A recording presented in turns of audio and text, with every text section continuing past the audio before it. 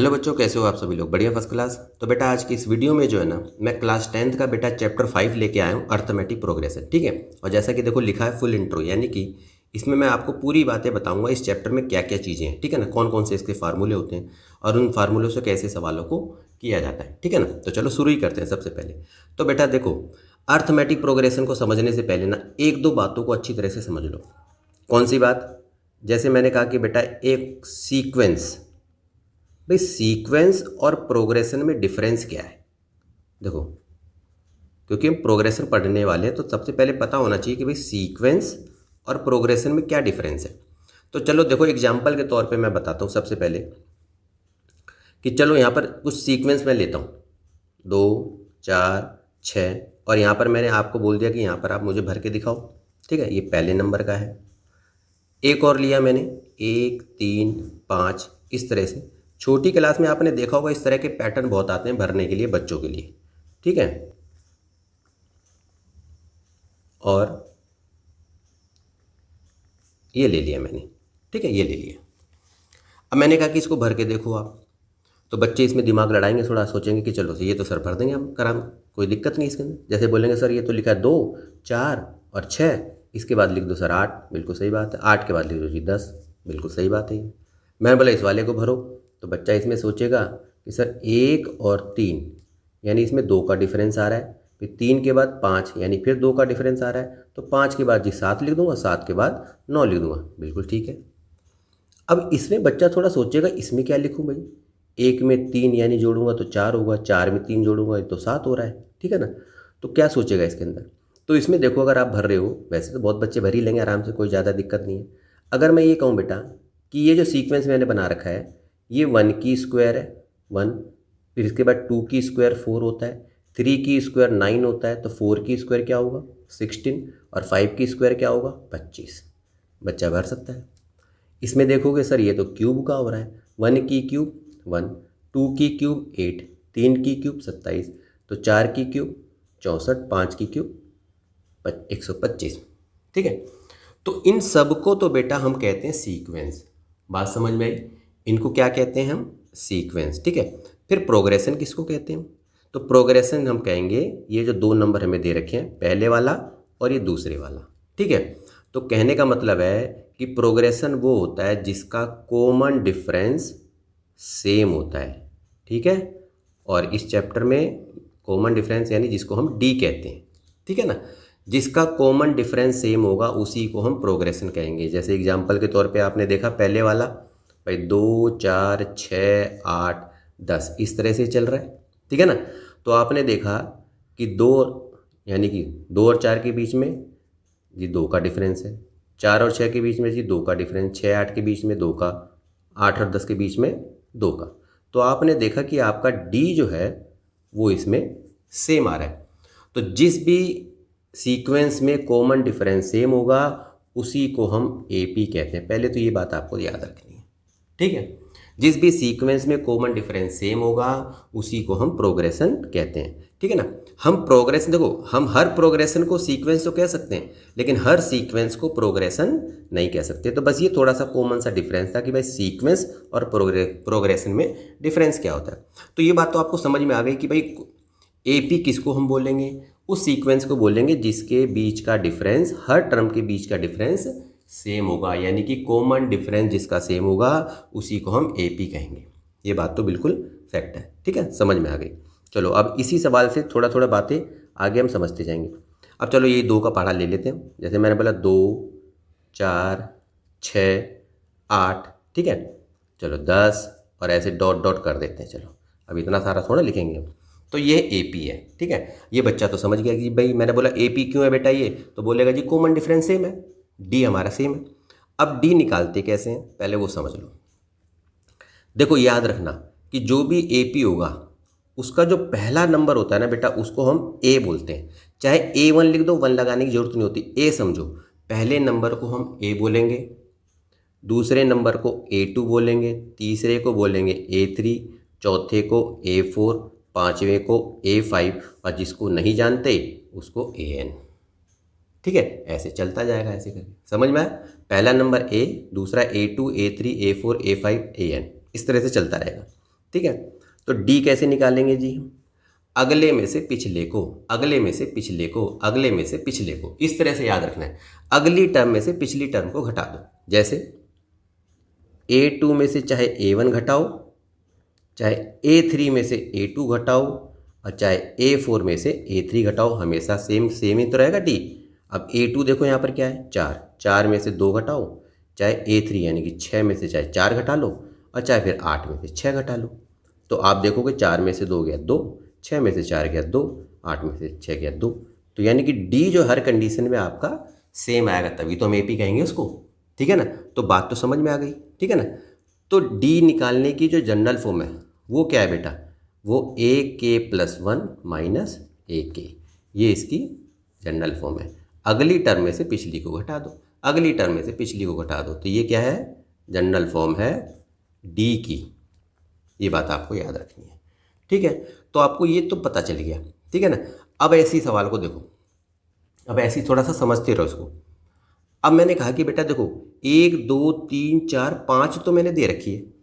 अब अगर मैंने ये कहा कि हाँ, अब इससे पहले देखो, अभी सवाल पे सीधा नहीं चलते, अभी थोड़ी थोड़ी बातें अच्छी तरह से जैसे जैसे मुझे याद आती रहेंगी मैं आपको समझाता रहूँगा। ये तो आपको समझ में आ गया बेटा, पहली टर्म A, दूसरी A2, A3, A4, A5, और जिसको नहीं जानते उसको AN लिख देते हैं हम, ठीक है। तो चलो जी, मैंने बोला बेटा फर्स्ट टर्म, जी बोलेगा बच्चा A। मैंने कहा बेटा सेकेंड टर्म, जिसको हम A2 बोल रहा हूँ, तो A2 बना कैसे? तो आपने बोला कि सर A में यदि मैं इसका कॉमन डिफरेंस प्लस कर दूं तो सेकंड टर्म बन जाएगी। मैं बोला बिल्कुल सही कह रहा है, ठीक है ना। तो first term A, second term A में D प्लस कर दूंगा। तो मैंने कहा बेटा थर्ड टर्म बताओ, तो बोलेगा सर A में D प्लस करो। जैसे देखो A में D प्लस करा, सेकंड पे आया, इसमें D प्लस करूँगा तो थर्ड पे आऊँगा, ठीक है ना। इस तरह से लिखूँगा। तो एक बच्चा बोलेगा सर इतना क्यों झमेला कर रहे हो, सीधा ऐसे लिख दो ना सर, A प्लस और D का मतलब तो 2D होता है, तो थर्ड टर्म को ऐसे लिख दो A+2D। मैं बोला हाँ बिल्कुल सही बात है, इतना लंबा क्यों लिखें, ठीक है ना। अब मैंने कहा कि बेटा फोर्थ टर्म बताओ, तो बच्चा बोलेगा सर A, अब 3D लिखने की, 3D ऐसे थोड़ा लिखेंगे, सीधा सीधा 3D ऐसे लिख दूंगा। तो बच्चे ने एक चीज़ ऑब्जर्व करी होगी कि जब भी मैं कोई टर्म बोल रहा हूँ उससे एक कम D लिख रहा है बच्चा। अब जैसे देखो, अगर मैं बोलूँ कि बेटा 8th टर्म लिखो, तो बच्चा लिखेगा 8A+7D। देखो 8 है तो यहाँ 7D लिख रहा है।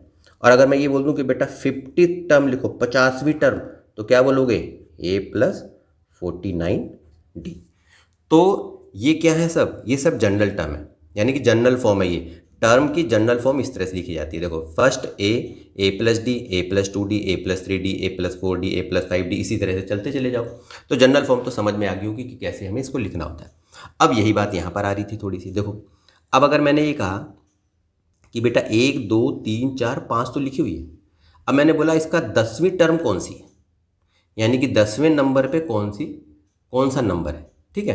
तो बच्चा बोलेगा सर कोई दिक्कत नहीं है, आप पूछ रहे हो A10 पूछ रहे हो, तो A10 की जनरल फॉर्म होती है सर A प्लस में 9D। बिल्कुल सही बात है। तो बच्चा बोलेगा सर A तो 2 है हमारा, और 9 और गुणा में D तो आपने निकाल ही रखा है, D भी हमारा 2 है। बिल्कुल सही बात है। तो 2 + 9 दूनी 18, तो 18 2 20 हो गया, ठीक है ना। तो ये बच्चे ने निकाल दिया इसी तरह से, ठीक। तो 10वें नंबर पे हमारा 20 है, ठीक है ना।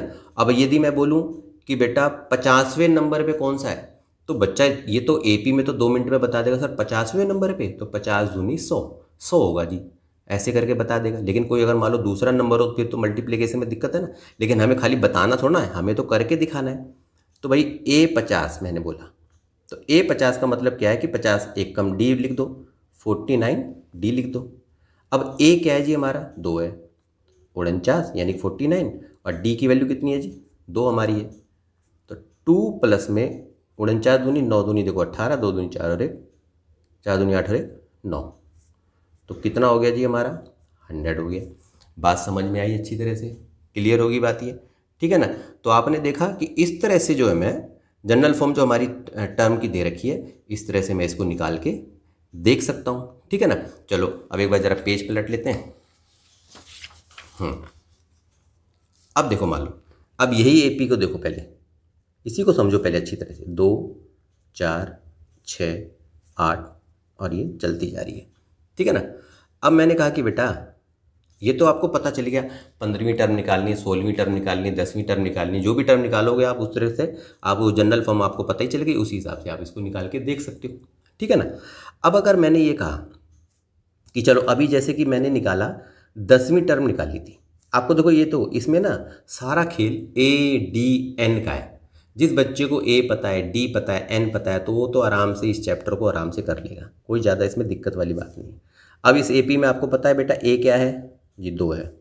अच्छा D क्या है जी, अगली टर्म में से पिछली को घटा लेते हैं जी, 2 है। A भी 2 है, D भी 2 है, ठीक है ना।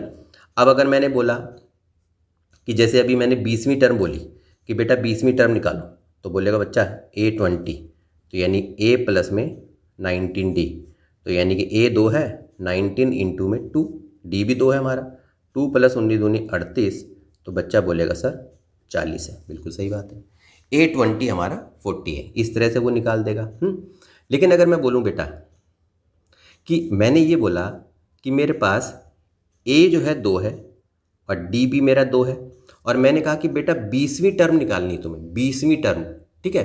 तो 20वीं टर्म का मतलब है बेटा N भी तेरा 20 है, यानी कि N जो 20 नंबर पे कौन सा नंबर है, तो ये 40 है ना, देखा आपने। तो एक N टर्म का भी फार्मूला होता है और उसी को ज़्यादा आपको देखना है अच्छी तरह। तो बेटा N टर्म का फार्मूला याद रखो, A plus N minus 1 D, ठीक है, ये फार्मूला आपको याद रखना है। ये फार्मूला यदि आपको अच्छी तरह से याद है, याद हो जाएगा, कौन सा छोटा सा तो फार्मूला है। तो 1-2 एक्सरसाइज तो आप इसकी आराम से कर लोगे जो 10th क्लास में है, ठीक है ना। अब देखो आप, मैंने बोला ना सारा खेल A, D और N का ही होता है। अब आपने बोला कि बेटा A20 निकालना है, ठीक है। अब A20 निकालना, आप देखो ऐसे भी निकाल सकते हो, कोई जरूरी नहीं, लेकिन N टर्म से निकालो, कोई है ना, यही फार्मूला अच्छी तरह से, क्योंकि ये और ये एक ही बात है। तो अब ये देखो, क्योंकि आपके बुक में दे रखा है तो इसी तरह से निकालो।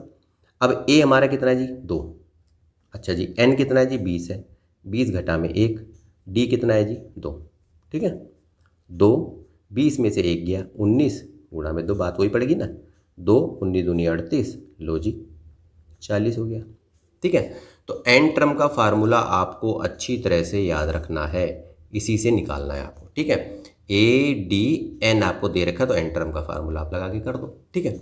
अब अगर सवाल इस तरह से बन जाए बेटा, ऐसे सोचो, मैंने यही AP लिया और मैंने बोला कि बेटा 2 4 6 8 लिख दिया और डॉट डॉट डॉट करके मैंने यहाँ पर लिख दिया 40, ठीक है। अब मैंने ये पूछा आपसे, अभी मैंने क्या पूछा, अभी तो मैंने पूछा कि भाई 20वें नंबर पे कौन सी टर्म है, 20वें नंबर पे कौन सा नंबर है, तो आपने बता दिया जी 20वें नंबर पे हमारा 40 है। अब मैं पूछ रहा हूँ कि ये जो 40 है, अभी तो आपको पता चल गया ये 20वें नंबर पे, मान लो नहीं पता होता तो। अब ये 40 जो लिखा हुआ है ये कौन से नंबर पे है, कौन से नंबर पे, पहले, दूसरे, तीसरे, चौथे, पाँचवें, छठे, सातवें, किस पे है, तो ये मेरे को देखना है। तो अब यहाँ पर आपको पता है कि बेटा देखो A की वैल्यू 2 है, D की वैल्यू 2 है, ठीक है। अब आपको ये नहीं, N नहीं पता, N नहीं पता, यानी N तो मेरे को निकालना है, लेकिन मुझे ये लास्ट का नंबर पता है ये वाला। तो बेटा ये जो लास्ट का नंबर होता है ना, उसी को हम AN कहते हैं। आप AN बोल दो चाहे इसको L बोल दो, वो एक ही बात है, लास्ट टर्म बोल दो चाहे AN बोल दो। तो मेरे पास AN 40 है, बात समझ में आ रही है, ठीक है। फार्मूला वही लगाऊंगा मैं AN का, A plus N minus 1 D, ठीक है। AN कितना है जी मेरे पास 40, A की वैल्यू 2, अब N तो निकालना ही है और यहाँ लिख दिया मैंने 2, ठीक है। 2 प्लस, अब इसको जरा एक बार मल्टीप्लाई करो, 2 को N से करेंगे तो 2N और 2 माइनस 2, तो ये तो माइनस प्लस कट जाएगा। तो अब देखा आपने 40 इज इक्वल टू 2N आ गया, तो 40 ये 2 नीचे आ जाएगा और N यहाँ रह जाएगा, तो काटा आपने तो ये N की वैल्यू आ गई। तो अब समझ में आया आपको, तो देखा आपने, तो हमने ये भी निकाल के दिखा दिया कि भाई 40वां जो नंबर है वो 20वें नंबर पे है, यानी कि ये जो 40 लिखा है वो 20 नंबर पे लिखा है इस AP में। तो समझ में आया आपको कैसे ये सवाल हो रहा है, ठीक है ना, बिल्कुल समझ में आया। अगर ये थोड़ा सा भी समझ में आ गया अच्छी तरह से, तो सवाल आप 1-2 एक्सरसाइज तो मैंने बोला ना आपको, आराम से इसको करके आप देख सकते हो, बिल्कुल कोई दिक्कत वाली बात नहीं है, ठीक है ना। अब देखो बेटा, जैसे मैंने निकाला था उसमें कि ठीक है ना, हमारा N20 निकला था ना, इस तरह से हम, अगर मान लो आपको AP इस सीक्वेंस में दे रखा हो, मान लो जैसे 3N प्लस में 2, ठीक है।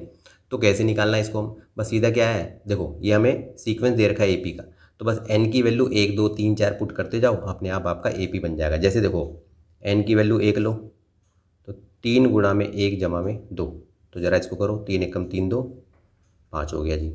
n की वैल्यू 2 ले लो, 3 गुणा 2 जमा में 2, 3 दूनी 6 2 8। n की वैल्यू 3 ले लो, 3 गुणा 3 जमा में 2, 3 3 9 2 11। एक और ले लेते हैं, चलो जी 4, 3 गुणा में 4 जमा में 2, 4 3 12 और 2 14 हो गया। ठीक है, अब मैंने कहा कि बेटा देखो ये AP हमारा बन गया 5 8 11 14। अब बोलोगे सर कैसे AP है बताओ ज़रा, तो मैंने बोला था ना आपको AP वो होता है जिसका कॉमन डिफरेंस सेम होता है। ज़रा एक बार चेक कर लो क्या इसका D सेम है, अगले में से पिछली संख्या को घटा लो, 8 में से 5 घटाओ, चाहे 11 में से 8 घटाओ, चाहे 14 में से 11 घटाओ, बात एक ही है। 8 में से 5 गए 3, 11 में से 8 गए 3, 14 में से 11 गए 3, तो देखा आपने D हमारा सेम आ रहा है। क्लियर होगी बात, ये समझ में आ रहा है अच्छे से कैसे हो रहा है ये। चलो एक सीक्वेंस को और बताता हूँ। जैसे देखो आप, अगर मान लो सीक्वेंस हमें ऐसे दे रखा हो, अपॉन में दे रखा हो, तो बच्चे ये देख के घबरा जाते हैं, सोचते हैं ये कैसे होगा, ठीक है ना। अब हमारा सीक्वेंस 3n-2/5 दे रखा है, वही तरीका अपनाओ, बस n की वैल्यू 1 ले लो, क्या दिक्कत है। अब यहाँ पर क्या है, तो 3 × में 1 - 2 अपॉन में 5, 3 एकम 3, 3 में से 2 गया 1/5 हो जाएगा, ठीक है ना। n की वैल्यू 2 रख लो, वही चीज़ है, 3 × में 2, 2 अपॉन यानी कि अपॉन 5 हो गया, 3 दूनी 6, 6 में से 4 2 गए 4/5 हो गया, नहीं कट रहा जी, ऐसे ही लिख दो। n की वैल्यू 3 ले लो, 3 × 3 × 2/5, 3 3 9, 9 में से 2 गए, 9 में से 2 गए 7, 5 हो गया। क्लियर होगी बात, इतना ही भी रहने दो। अब जी D बताओ कैसे होगा, तो D वही है, अगले में से पिछले को घटा दो, 4/5 में से 1/5 घटाओ, चाहे 7/5 में से 4/5 घटा लो, बात तो एक ही है। एलसीएम 5 होगा ना जी, 4 1, और इसका भी 5 ही होगा, 7 - 4, सिंपल तो बात है ये, 3/5 3/5 आ गया ना D हमारा, देखा, तो D हमारा सेम है। तो बात समझ में आई अच्छी तरह से, ठीक है ना। तो आपको ये तो समझ में आ गया कि अगर मान लो हमें जनरल फॉर्म दे रखी होगी तो कैसे जो है हम इसको करके देख सकते हैं। अभी तो बस सारी चीज़ें मैं आपको बता रहा हूँ खाली, ठीक है ना। अब सवालों को भी देखेंगे अच्छी तरह से। एन टर्म तो आपको अच्छी तरह से समझ में आ गया होगा, क्लियर होगी बात ये, ठीक है ना। अब इसमें ना फार्मूला देखो, एक फार्मूला तो यही हो गया, देखो a + में n-1d, एक फार्मूला तो इस AP में यही है, एन टर्म का फार्मूला, ठीक है।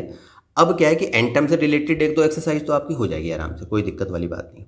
अब होता है इसमें सम निकालने का, ठीक है ना। तो कुछ सवालों को भी लेंगे, फिर उसके बाद हम चलेंगे अच्छी तरह से। अब देखो, अब मैंने कहा कि बेटा सम निकालना है, यानी कि मुझे SN निकालना है। तो SN का फार्मूला क्या होता है, एक तो देखो n/2 2a n-1d, एक तो फार्मूला ये होता है, एक फार्मूला ये होता है a + में an, या फिर इसको ऐसे भी कह दो n/2 a + में l, क्योंकि an मतलब लास्ट टर्म होती है। तो ये दो फार्मूले हमारे SN के होते हैं। अब SN क्या है, यानी कि सम, यानी कि नंबर ऑफ टर्म्स का सम निकालना। जैसे एक AP दूँ मैं, जैसे ऐसे सोचो, सिंपल तरीका, 1 + 2 + 3 + 4 + 5 मैंने ऐसे दे दिया मान लो, ठीक है। और मैंने बोला बेटा इसका जरा एक बार सम बताना जरा, 5 4 9 3 12 2 14 और 1 15, बच्चा बोलेगा जी 15 आ रहा है, ठीक है। मैं बोला ऐसे जोड़ के नहीं बताना, फार्मूले से बताओ, ठीक है। तो बच्चा बोलेगा सर जोड़ दूंगा मैं, A की वैल्यू 1 है, D की वैल्यू 1 है जी, ठीक है, और 1 2 3 4 5 मेरे को n पता है, n 5 है जी, ठीक है। अब लास्ट टर्म मेरे को पता है, तो मैं लास्ट वाला फार्मूला लगा दूंगा। तो S 5 की वैल्यू निकालनी है, तो मैंने बोला 5/2, A की वैल्यू 1 है और लास्ट में an क्या है 5 है। चलो जी, तो 5/2 गुणा 6, 2 3 6, 3 5 15, बात समझ में आई कि नहीं आई, ठीक है। तो लास्ट वाला मैंने लगा के ये फार्मूले से इसका SN मैंने निकाल दिया, ठीक है ना। नहीं समझ में आया, चलो एक बार और समझा देता हूँ।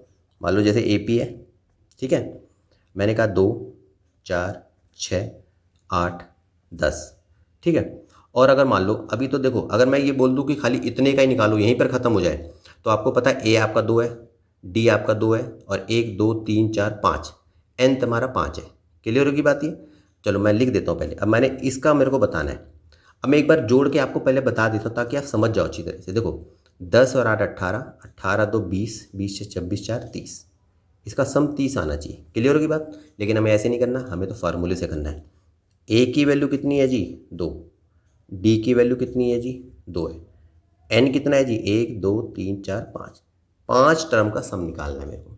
ये ए डी एन मेरे को पता ही है, जब ए डी एन पता हो तो ये वाला फार्मूला, और वैसे तो आपको पता है कि आप ये वाला फार्मूला भी लगा सकते हो, ठीक है। क्यों?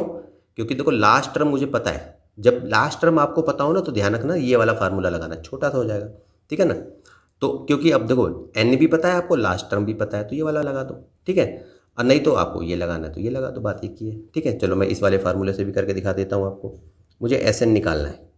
एन कितना है जी मेरा, 5 है। देखो 5/2, अब 2 इंटू में 2 प्लस 5 माइनस 1 और यहाँ पर 2, ठीक है। 5/2, ठीक है। अच्छा जी, 2 और 2 4, 4 4 दूनी 8, सीधा लिख दो। 5/2, 8 4 12, 2 6 12, 6 पंजे 30, आ गया, देख लो अच्छी तरह से, ठीक है। तो ऐसे हम इस तरह से निकाल के देख सकते हैं, ठीक है ना। और अगर लास्ट टर्म दे रखा हो ऐसे करके, मान लो लास्ट में कोई संख्या दे रखी हो है, और वो बताना है कि आपको इनका टोटल कितना सम होगा, तो वो भी आप एस एन फार्मूला लगा के इस तरह से ये निकाल के देख सकते हो। अभी मैं सवाल को बताऊंगा तब अच्छी तरह से आप देखना। ये बात आपको समझ आई जो बेसिक बेसिक चीज़ें थी एपी की, ठीक है ना। अब सवालों पे बढ़ेंगे। पहले तो बेटा 2 सवाल देखो आप, इसी में बच्चा सोचेगा है ये क्या सवाल आ गया, ठीक है ना। इसको अच्छी तरह से देखो आप, एक एक सवाल को अच्छी तरह से समझना बिल्कुल, ठीक है। अब देखो सबसे पहले क्या लिखा है, शो करके दिखाओ। ये सीक्वेंस जो दे रखा है मेरे को एन टर्म का 4n+5, ये एपी है। और यदि ये एपी है तो कॉमन डिफरेंस भी बताओ, ठीक है ना। तो अब चलो चेक कर लेते हैं एक बार। तो मैंने कहा बेटा कि मेरे को ए एन दे रखा है 4n+5, इस तरह से दे रखा है। तो मुझे कॉमन डिफरेंस निकालना है, और कॉमन डिफरेंस पता है कैसे निकलता है, अगली टर्म में से पिछली को घटा देना है। और ये तो आपको पता है कि ये बेटा एपी है, एपी की फॉर्म तो दे रखी, लिखा हुआ है यहाँ पर देखो कि इज एन एपी, तो एपी है तो मुझे एपी बनाने की जरूरत नहीं है, क्योंकि ठीक है n1 लूँगा, 2 लूँगा, 3 लूँगा, उससे क्या मतलब।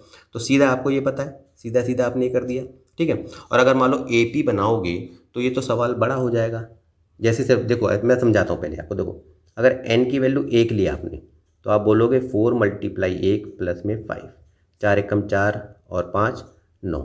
चलो जी n की वैल्यू 2 ले लो, 4 इंटू में 2 प्लस में 5, 4 दूनी 8 और 5 13, हो गया। अब आपको d निकालना है, तो d तो सीधा ऐसे निकल जाएगा। चलो मान लो ए पी क्या बना आपका, ऐसे मान के चलो 9 13, छोड़ दो भी फिलहाल के लिए। अब मैंने बोला बेटा d निकालो, d तो क्या बोलोगे सर, 13 में से 9 गए, लो सर 4 हो गया जी, डी निकल गया जी 4, बिल्कुल बिल्कुल निकल सकता है, कोई दिक्कत नहीं है, ठीक है ना। अब अगर मैं ये कहूँ कि बेटा मेरा ए एन 4n+5 है, क्लियर है। तो यानी एक पहला नंबर तो मेरा यही बनेगा, अगर n की वैल्यू 1 लूँगा तो पहला नंबर एक बनेगा, उससे अगला नंबर क्या होता है। तो एक काम करूँगा, ये जो n लिखा है ना n, इसको रिप्लेस कर दूंगा n+1 से, ठीक है ना। मान लो n तो दे रखा है, अब अगला नंबर मैंने n+1 मान लिया, मान लो। तो मैंने इसमें क्या माना, n+1 माना, तो ये 4n+1 प्लस में 5, बात समझ में आ रही है। तो यानी कि 4n 4 प्लस में 5, तो 4n प्लस में 9, अगला नंबर कौन सा बना, 4n प्लस में 9 बना, क्लियर होगी बात ये। अब मुझे निकालना है d, तो अगले में से पिछले को घटाते हैं, बिल्कुल समझ रहे हो मेरी बात को कि नहीं। 4n+9 में से घटाना है किसको, इस वाले को, 4n प्लस में 5। ऐसे भी आप इसको करके देख सकते हो, 4n+9 माइनस 4n, माइनस लगा तो साइन चेंज हो जाएंगे ना, पता ही है। 4n से 4n कट गया क्योंकि प्लस माइनस है, 9 में से 5 गया 4, देखा। तो d आप ऐसे भी निकाल के इसको देख सकते हो, समझ में आई। अब यहाँ पर d देखा आपने, ये इंडिपेंडेंट है, ये स्वतंत्र है, इसके साथ कोई n नहीं लगा हुआ या कुछ नहीं लगा हुआ या कोई जनरल फॉर्म नहीं है, तो d यहाँ पर स्वतंत्र है, तो ये AP है हमारा, कहने का मतलब ये है। अब ये दूसरा सवाल मैंने क्यों लिया, इसमें कह रहा है ये जो सीक्वेंस मेरे को ये दे रखा है ना, ये बताओ शो करके कि ये AP नहीं है, ठीक है, AP ये नहीं है, तो इसको भी ऐसे ही कर लेते हैं जी। एक काम करते हैं भाई, ये दे रखा है मेरे को 2n² + 1 दे रखा है, इससे अगला नंबर ले लेते हैं, तो n को रिप्लेस करके n+1 ले लेते हैं। क्या ले लेते हैं, n को रिप्लेस करके n+1 ले लेते हैं अगला नंबर, तो 2 और क्या लिखेंगे n+1² और +1, बात समझ में आई कि नहीं आई। अब 2, अब क्योंकि n+1 है ये, तो ज़रा इसको हम फार्मूला लगा देते हैं, a² b² plus a² A B हो गया प्लस b² +1, बात तो समझ में आ रही है ना। 2n² + 2n + 1 + 1, क्लियर है? चलो जी, अब इसको ज़रा कर लेते हैं। 2n², 2×2 = 4n, 2×1 = 2 +1। अब ये बना क्या जी? 2n² 4n और 2 और 1 3। लो जी भाई, अगला नंबर बना मेरा 2n² + 4n + 3। ठीक है, अब मुझे डी निकालना है। तो डी निकालने का तरीका क्या बताया था मैंने? an+1 में से an को घटाना होता है। अगला नंबर मेरा ये है, इसी को लिख दो। 2n² + 4n + 3 घटाना किसको है जी? इस वाले को घटाना है, यानी कि 2n² + 1 को घटाना है। चलो जी, 2n² + 4n + 3 माइनस 2n² -1 कटेगा। ये तो कटेगा जी, कट गया जी, बिल्कुल सही बात है। ये तो रह गया 4n, 3 में से 1 गया 2। तो आपने देखा ये तो डी जो है मेरा, ये तो पूरी तरह से इंडिपेंडेंट ही नहीं है, क्योंकि 4n फिर ये सीक्वेंस बन गया दोबारा से। तो इसका मतलब ये AP नहीं है। ये जो सीक्वेंस एन टर्म का दे रखा हमारा, ये AP नहीं है। बिल्कुल समझ में आया अच्छी तरह से। अगर ये नंबर होता खाली, ठीक है, एन पेन चिपका हुआ नहीं होता, खाली नंबर ही होता, तो AP की फॉर्म में ये होता नहीं। ठीक है ना, डी हमारा फिर बन गया हमारा 4n + 2, ये तो फिर सीक्वेंस बन रहा है। तो ये इंडिपेंडेंट नहीं है, इसीलिए ये सीक्वेंस जो है वो AP की फॉर्म में नहीं है। उम्मीद करता हूँ दोनों सवाल अच्छी तरह से समझ में आए होंगे। ठीक है, अगले सवाल की तरफ चलते हैं। तीसरा क्वेश्चन देखो बेटा क्या कह रहा है। ये कह रहा है भाई 12th term, 24 terms, n term निकालो। AP आपको दे रखा है 9, 13, 17, 21, 25। क्लियर है? सारा खेल मैंने क्या बोला? AD का ही तो है सारा, ADN का। पहले ए बताओ क्या है? ए सी पहली टर्म होती है, आपने ही तो बोला था। AP में पहली टर्म 9 है जी, हाँ जी बिल्कुल सही बात है। डी क्या है जी? अगली में से पिछली घटाओ, 13 में से 9 घटा दो जरा। 13 में से 9 गए जी 4। क्लियर होगी बात? AD तो मेरे को पता चल गया। ठीक है, अब बोला सर 12वीं टर्म तो पूछ रहे हो सर, 12वीं टर्म क्या होता है? A प्लस में 11D, कौन सी बड़ी बात है? आप ही ने तो बताया था A + 11D होता है। बिल्कुल सही बात है। 9 + 11 इंटू में 4। चलो जी यहीं कर देते हैं। 9 + 11 चौक 44, 9 4 13, 53 हो गया जी। बिल्कुल सही बात है ये। ठीक है, 53 निकल गया। अच्छा जी, 24 निकालनी है, 24 भी निकाल देंगे। A + 23D, एक कम डी लिखेंगे, A + 23D होता है। ठीक है, 9 + 23 इंटू में 4, 9। अब ज़रा इसको घटाओ, 4 तियाँ 12, 1 4 दूनी 8 और 1 9, 92 और 9 कितना हुआ? 9 2 11, 101 हो गया जी। बिल्कुल सही बात है जी। हाँ जी, दो चीज़ें तो निकाल दी, एन टर्म निकालना रह गया जी। तो एन टर्म तो पता ही है आपको बच्चों, A + n-1 इंटू डी, यही तो होता है फार्मूला। बिल्कुल सही बात है जी। पुट करो जरा, A की वैल्यू 9, n तो है नहीं, जो n तो ऐसे ही रहने दो। डी की वैल्यू कितनी है जी? 4 है जी। बिल्कुल सही बात है ये। 9 4n हो जाएगा माइनस में 4, तो बताओ क्या आएगा?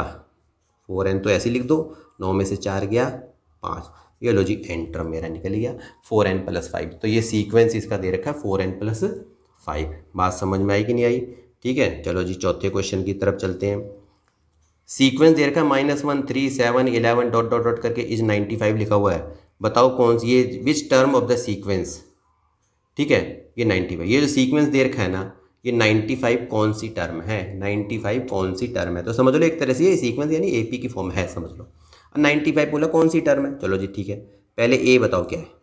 ये D बता दो कितना है जी? D 3 में से घटाएंगे -1 को, तो 3 जमा में 1, हाँ जी 4 है। D मेरा 4 है, देख लो चाहे बेस से। अब ये जो इज 95 दे रखा है, लास्ट में दे रखा है, तो लास्ट का नंबर क्या माना जाता है? AN हो गया। ठीक है, लास्ट का नंबर लिख दिया, एन टर्म का फार्मूला लगा दो, A + n-1D। ये जी 95 है, A की वैल्यू -1 है, n तो है ही नहीं तो n रहने दो फिलहाल के लिए। D की वैल्यू 4 है, 95 -1 4n माइनस हो गया तुम्हारा ये। अब क्या है 95, मैं इसको सिंपली इसलिए कर रहा हूँ ताकि मैं इधर उधर नहीं ले जा रहा, मैं इधर, ताकि आपको समझ में आ जाए अच्छी तरह से। अब -1 - 4 कितना होता है? -5 और प्लस में 4n। अब इसको उधर ले जाओ, 95 + 5 प्लस का हो जाएगा, ये 4n हो जाएगा। तो ये हो जाएगा 100 और प्लस में 4n। तो n की वैल्यू क्या हो जाएगी? 100/4। काटो जरा, n की वैल्यू कितनी आ जाएगी? 25। तो n हमारा आ गया 25। क्लियर होगी बात? ये समझ में आ गई अच्छी तरह से। ठीक है, अगले क्वेश्चन की तरफ चलते हैं। पांचवा क्वेश्चन देखो बेटा आप। ठीक है, क्वेश्चनों को जितना ज़्यादा प्रैक्टिस करोगे समझ में आती जाएगी अच्छी तरह। लिखा हुआ determine the tenth from the last from the end, कहने का मतलब ये जो AP है ना, अब ऐसे नहीं कह रहा कि ऐसे बताओ, सीधे सीधे बताओ 10वीं टर्म कौन सी, तो बच्चा 2 मिनट में निकाल देगा, कोई दिक्कत नहीं है। ऐसे कह रहा उल्टा बताओ, पीछे से बताओ 10वीं टर्म कौन सी है, कोई दिक्कत नहीं जी, पीछे से बता देंगे। हमें क्या करना है, एल कितना है जी मेरा 254 है। बात समझ में आई। डी अंतर देख लो, 9 में से 4 गया 5, यानी कि 5 ही है। तो पीछे से बताना है 10 टर्म, पीछे से क्या बताना है 10 टर्म बतानी है। कौन सी टर्म बतानी है, 10th टर्म। तो चलो जी पीछे से बता देंगे, तो L minus n minus one into d, n term मतलब पीछे से, यानी ए 10 तो पूछ रहा है, ए 10 ही तो पूछ रहा है, कहने का मतलब ये 10 टर्म बताओ। तो L जब भी देखो ध्यान करो, पीछे से जब पूछे ना तो यहाँ माइनस लगा दिया करो बस, L minus n minus one into d, ये फार्मूला याद रखना, पीछे से अगर पूछे तो। L कितना है जी 254 माइनस, अब 10वीं टर्म पूछा तो 10 लिखो एन की जगह ये, और डी कितना हमारा 5 है हमारा, 254 हो गया। ठीक है, 10 में से 11 9 पंजे 45 हो गया। ठीक है, अब घटाओ जरा, 14 9 5 14 9 0 2, 209 आ गया हमारा, कोई दिक्कत नहीं है। बात समझ में आ गई अच्छी तरह से। ठीक है, अच्छा था सवाल, तो देखो ये तो आपको लग ही रहा होगा, अरे ये सर अभी अभी तो हमने देखा था। हाउ मेनी टर्म्स बताओ, एपी दे रखा है 3 6 9 12 डॉट डॉट डॉट करके लास्ट में 111 दे रखा है, बोला कितनी टर्म है बताओ, 111 पे जाके खत्म हो रहा है ये, तो कितनी टर्म है, तो बोलोगे सर ए कितना है जी 3 है, डी कितना हो गया जी 6 में से 3 गया 3 हो गया, और ए एन मेरे को दे रखा है 111, तो 111 तो एन टर्म का formula A plus N minus one D, A N की जगह 111 रख दो, इसकी जगह 3 रख दो, और एन तो निकालना ही, तो एन तो फिलहाल ऐसे ही रखो, और डी की वैल्यू 3 है, 111 3 3 एन माइनस 3, इससे ही कटेगा। अब 111 और 3 नीचे चला जाएगा, एन हमारा यहाँ पर आ जाएगा। ठीक है, अब जरा काटो जरा, 3 3 9 2 3 7 21, तो एन की वैल्यू आ गई हमारी 37। देख तो लूँ, 3 3 9 2, तो हाँ ठीक है, तो एन की वैल्यू 37 आ गई हमारी। बात समझ में आएगी नहीं आई अच्छी तरह से। ठीक है, एक दो क्वेश्चनों को और देखो अच्छी तरह से। ठीक है, आगे चलिए। अब देखो बेटा 7वां क्वेश्चन। ठीक है, ये जो क्वेश्चन मैं ले रहा हूँ ना बेटा, ये सारे इंपॉर्टेंट सवाल हैं इस टाइप के। ठीक है, उसको इसीलिए मैं तुम्हें करा रहा हूँ, ताकि सवालों को अच्छी तरह से देख लो और कैसे जो उनको सॉल्व करते हैं। ठीक है ना, इंपॉर्टेंट सवाल हैं सारे, ऐसा नहीं है। Find the middle term, AP दे रखा है, अब कह रहा है कि भाई मिडल टर्म बताओ। ठीक है, अब सोचेगा बच्चा ये कैसे निकाले जी मिडल टर्म, तो कोई दिक्कत नहीं है, लास्ट में कौन सा नंबर है 216 है, ए एन कितना है जी 216, ये तो पता ही है ना। ठीक है, ए कितना है जी, पहला नंबर है जी 6, डी देखो कितना है जी 13 में से 6 के 7 6 13, सारी जाति पता चल गई। ए एन निकालो पहले, ये 216 कौन से नंबर पे है पहले ये चेक कर लेते हैं, ए प्लस में एन माइनस वन डी हो गया, 216 इसकी जगह लिख दो, ए की वैल्यू 6, एन तो है ही नहीं ना, और 7 लिख दो। 216 चाहे तो इसको 6 ले आते, मैं इसको लेके नहीं आ रहा, इधर ऐसे ही रहने दो, 7 एन 7 हो गया 216, अब 7 एन हो गया, 6 में से 7 माइनस 1, तो 216 इधर ले जाओ 1 को, और 7 एन हो गया, तो 217, और ये 7 एन हो गया। एन की वैल्यू देखो ज़रा, 217 बटे में 7, 7 से ज़रा काटो ज़रा एक बार, 7 3 21 7 1 7, एन की वैल्यू 31 आ गई। यहाँ तक तो बच्चा समझ गया हुआ अच्छी तरह से, बोला ये तो सर आसान था, एन की वैल्यू 31 आ गई, बिल्कुल सही बात है। अब मुझे निकालना है मिडल टर्म। ठीक है ना, अब तेरे को ये पता है कि बेटा एन जो है ये 31 है, यानी कि ये ओड नंबर है, तो जब ओड नंबर होता है तो हमें क्या करना होता है, एन प्लस वन अपॉन में 2 टर्म निकालनी है हमें, n plus one upon 2 term, तो 31 में से 1 यानी जोड़ो, 32 बटे 2 यानी गुण जोड़ो, 16 आ गया 16। अब मेरे को 16 टर्म निकाल देनी है, 16 टर्म निकाल दे, तो ए प्लस में क्या करेंगे 15 डी लिख देते हैं, डायरेक्ट ही कर लेते हैं। ए की वैल्यू कितनी है जी 6 है, हाँ ठीक है जी, 15 गुणा में 7, 6 15 सत्ते 105 होता है, हाँ 15 सत्ते 105 ही होता है ना, हाँ ठीक है, 105 है 111, तो हमारा 111 ये मिडल टर्म है। ये बात याद रखना, कैसे निकालनी है मिडल टर्म, पहले एन निकाला, अगर ये दे रखा है ओड में तो एन प्लस वन अपॉन में 2 लिख के, और ये जो जितना नंबर आएगा 16 वही 16वीं टर्म हमारा निकाल दिया। क्लियर होगी बात, ये अच्छी तरह से समझ में आ रहा है। ठीक है, चलो अगले सवाल पे देखो आप, सातवां सातवां क्या दे रखा है हमारा, ठीक है ना। अब देखो, हाँ अब सातवां तो हो गया हमारा, 8वां सवाल देखो क्या कह रहा है, which term of the AP, ये एपी दे रखा है, will be 130 more than it's 31st term. ये कह रहा है इस एपी की कौन सी टर्म है जो 31वीं टर्म से 130 ज़्यादा है, 31वीं टर्म से 130 ज़्यादा है। कोई दिक्कत नहीं जी, सारा खेल तो ए डी का ही तो है। ए कितना है जी 5 है, डी कितना है जी 15 में से 5 गए 10 हो गया। ये तो बात समझ में आ गई मेरे को, ठीक है ना। अब ये कह रहा है कौन सी टर्म कौन सी टर्म, तो ए एन कौन सी टर्म है जो 130 ज़्यादा है 31वीं टर्म से, यही तो बात पूछ रहा है। ठीक है ना। तो चलो पहले A31 निकाल लेते हैं जी। A31 कितना होता है जी, ए प्लस में 30D, क्योंकि AD तो मेरे को पता ही है ना। तो 5 30 गुणा में 10, हाँ 5 300, यानी कि 305। अब 305 में ज़रा एक बार ये 130 और जोड़ लेते हैं, छोड़ो 5 3 3 और 1 4, 435 हो रहा है, कहने का मतलब ही है। ठीक है ना। अब इसी को ज़रा ए एन क्या होता है हमारा, ए प्लस एन माइनस 1D होता है, और ये हो गया मेरा 435। ये लो ए एन लिख दिया मैंने यहाँ पर। ए की वैल्यू कितनी है जी 5, एन माइनस 1, और डी कितना है जी 10, 435। 5 10n माइनस 10, 435। 10n हो गया, 5 में से 10 गए 5, 435। 10n 435 प्लस में 5, 10n का मतलब क्या हुआ 440। n की वैल्यू एक जीरो से जीरो कट गया, 44 आ गया। बिल्कुल सही बात है ये, n हमारा 44 आ गया। क्लियर होगी बात ये, ठीक है ना। और एक दो इम्पोर्टेंट सवाल आपको कराऊंगा, वो भी देखो अच्छी तरह से। अब देखो बेटा 9वां सवाल, ठीक है ना। ये सवाल मैं इसीलिए तो आपको करा रहा हूँ, तो आपको अगर अच्छी तरह से प्रैक्टिस आ जाए। ठीक है, डिफरेंट डिफरेंट सवाल इसी तरह से ले रहा हूँ। एक दो बातें और इंपॉर्टेंट बताऊंगा अभी 2 सवालों के बाद, अच्छी तरह से देखो पहले आप। देखो ये सवाल तो अक्सर पेपरों में आता भी है। ये देखो, how many numbers of 2 digit 3 digit 4 digit कुछ भी पूछ सकते हैं। ये कह रहे हैं how many numbers of 2 digit are divisible by 7। 2 अंकों की संख्या, यानी कि 2 अंकों की संख्या कितनी है जो 7 से डिवाइड हो जाती हैं। ठीक है, तो भैया 2 अंकों की संख्या है, तो भाई 2 अंक से शुरू करते हैं पहले एपी बनाना। 2 अंक से पहले देखेंगे कि 7 से कौन सा नंबर है जो 2 अंक का पहला नंबर जो 7 से डिवाइड होता हो। तो 2 अंक की संख्या शुरू होती है 10 से। 10 क्या 7 से डिवाइड होता है? नहीं होता जी। 11 नहीं होता, 12 नहीं होता, 13 नहीं होता, 14 हाँ होता है जी। 14 पहला नंबर लिया तो 14। अब 7 की, अब तो साथ साथ करते रहो, 14 की टेबल पढ़ दो। तो 14 की टेबल क्यों पढ़े, साथ साथ प्लस कर दो। 14 और 7 कितना हुआ 21, 21 7 कितना हुआ 28, छोड़ दो। अब फिर इसके बाद आ जाओ सीधा लास्ट पे, यानी कि 2 अंक की संख्या जो सबसे बड़ी होती है वो कौन सी होती है, वो जी होती है 99। ठीक है जी, बिल्कुल सही बात है। अब क्या 99 7 से डिवाइड होता है? ये तो नहीं होता। तो जरा एक बार 7 से डिवाइड करके देख लो।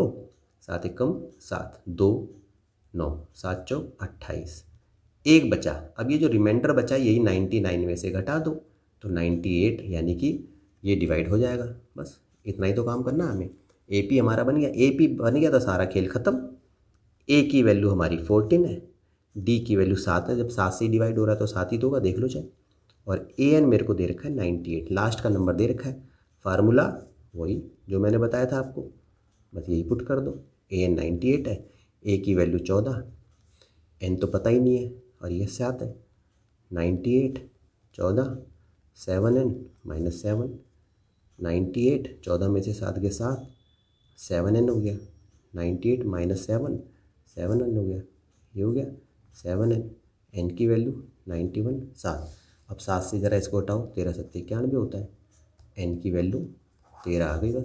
यानी कि 2 अंकों की संख्या 13 है जो 7 से डिवाइड हो जाती हैं। बिल्कुल समझ में आया अच्छी तरह से, ठीक है। अभी कह रहा है सम निकालो जी। एपी दे रखा है 2 10 टर्म, 10 टर्म दे रखा है, कोई दिक्कत नहीं है जी। ए कितना है जी 50, डी कितना है जी 46 में से 50 घटाओ, चलो यहाँ लिख देता हूँ ऐसे करके। कितना हुआ -4 ना, 50 हाँ 4।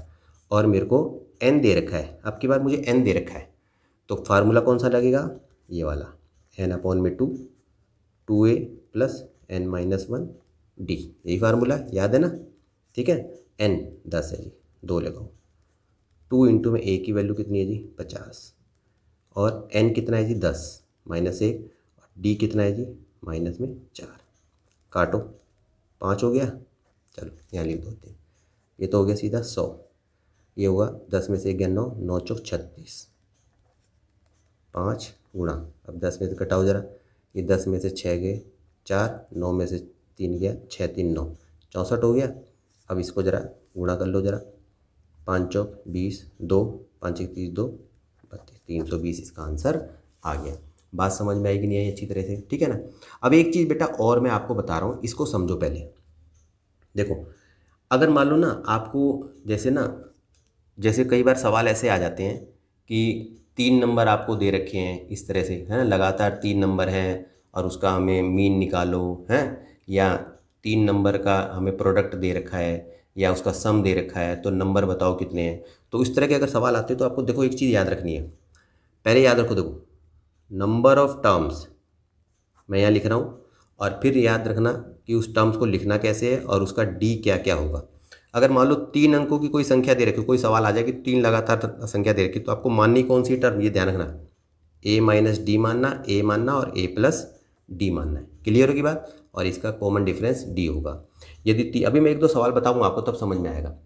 जैसे अगर मान लो 3 अंकों की संख्या, यानी कि 3 अंकों की संख्या दे रखी है मान लो, और आपको माननी है वो टर्म, तो ए minus d, a plus D मानना, ठीक है। और यदि 4 की दे रखी होगी तो ए माइनस 3D मानना, ए माइनस डी मानना, ए प्लस डी मानना, ए प्लस 3D मानना, और इसका डिफरेंस मान लेना 2D। ठीक है, बात समझ में आ गई अच्छी तरह से।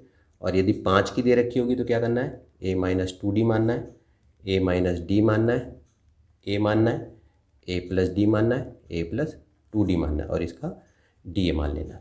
ठीक है ना, क्लियर होगी बात। ये ज़्यादातर इसी में ही आएंगे, 3 4 5 में, ज़्यादा नहीं आएंगे। बस ये ध्यान रखना है, यदि 3 लगातार संख्या दे रखी हो तो ए minus d, a plus D मानना है। 4 की दे रखी होगी तो ए minus 3D, A minus d, a plus D, a plus 3D। 5 की दे रखी होगी ए minus 2D, A minus d, a plus D, a plus 2D। ठीक है, अब एक सवाल को देखो, एक दो सवाल को, तब समझ में आएगा। अब देखो बेटा, इस सवाल को देखो पहले आप, तब समझ में आएगा। देखो लिखा क्या है, the sum of 3 numbers in AP is 3 -3। 3 number का सम दे रखा है आपको, -3 नंबर नहीं दे रखे आपको, 3 नंबर का सम दे रखा है और उनका प्रोडक्ट है 8। तो बताओ नंबर कौन कौन से हैं। बात समझ में आई अच्छी तरह से। तो हम क्या करेंगे, हम लेट करेंगे, let the numbers be, 3 number मान लेते हैं। कौन कौन से मानेंगे, a minus d, a plus d मानेंगे। बताया था ना मैंने आपको, वो इसी तरह से ध्यान रखना है। तो हमने 3 नंबर मान लिए, ए minus d, a plus D. अब कह रहा है उनका सम, तो सम कर लेते हैं जी। ए minus d, a plus D कितना दे रखा है जी, -3। अब देखोगे ए तो ये तो हो गया 3A। डी से तो डी कटेगा क्योंकि माइनस प्लस है, और माइनस में 3, तो ए की वैल्यू क्या आ जाएगी, -1 आ जाएगी। ठीक है, ए की वैल्यू तो आ गई हमारी -1। क्लियर है। अब दूसरे में कह रहा है कि उनका प्रोडक्ट 8 है, तो उनका प्रोडक्ट भी कर लेते हैं जी, ए माइनस डी, ठीक है, ए और ए प्लस में डी, 8 दे रखा है उनका प्रोडक्ट। क्लियर होगी बात ये। अब आपने देखा कि भाई ए लिख दिया मैंने। अब देखो ए minus d, a plus D, तो ये फार्मूला बन जाएगा ए की स्क्वायर माइनस डी की स्क्वायर। बन जाएगा कि नहीं बन जाएगा, बिल्कुल ये बन जाएगा। ए की वैल्यू पुट कर लो इस पर, -1 और -1 की स्क्वायर कर लेते हैं जरा एक बार, या छोटा ब्रैकेट लगा देते हैं, और डी की स्क्वायर और बराबर 1। ये तो -1 है और ये तो बन गया 1 माइनस डी की स्क्वायर बराबर 8 हो गया हमारा। क्लियर है। अब ज़रा प्रोडक्ट कर लो, -1 प्लस में डी की स्क्वायर 8, तो डी की स्क्वायर क्या हुआ 8 + 1, तो डी की स्क्वायर क्या हुआ 9, तो डी की वैल्यू 9, तो डी की वैल्यू +-3 आ गई। अब बात समझ में आई आपको। तो देखो ए हमारा पता चल गया और डी हमें पता चल गया। ठीक है ना, तो ए मेरे को पता है, डी मेरे को पता है। अब कह रहा है कि नंबर बताओ, तो चलो ठीक है जी। अब मान लो देखो, अगर मैंने कहा कि डी मेरा +3 है, मान लो डी मेरा 3 है, तो हमारे तो देन द नंबर्स बी क्या क्या बनेंगे, या आर लिख दो। नंबर क्या क्या बनेंगे, पहला नंबर तो एक ही है, ठीक है। और दूसरा नंबर क्या बनेगा, चलो मैं ऐसे लिखता हूँ। देखो अगर डी मेरा रहता है तो फर्स्ट नंबर क्या मानूंगा मैं, 1। सेकंड नंबर क्या होता है, ए प्लस डी होता है। ए -1 और डी की वैल्यू कितनी है जी, 3 है, तो कितना होगा जी मेरा यहाँ पर 2 होगा। ठीक है ना, बात समझ में आई ना। ठीक है, और थर्ड नंबर क्या होगा, तो थर्ड अगर नंबर मैं मानूँ तो ए प्लस में 2D, -1 2 इंटू में डी की वैल्यू 3 है, -1 3 दूनी 6, तो 5 होगा। ठीक है ना, तो बात समझ में आई। इसी तरीके से आप इसको नंबर को निकाल के देख सकते हो। ठीक है ना, क्लियर होगी बात ये। तो बेटा आज के लिए इतना ही। ठीक है, अगर आपको मेरी वीडियो पसंद आई हो, ठीक है, तो इसे बेटा लाइक करना, सब्सक्राइब, चैनल को भी सब्सक्राइब करना। ठीक है ना, तो बेटा आज के लिए इतना ही, मिलते हैं आपसे नेक्स्ट वीडियो में, तब तक के लिए ओके।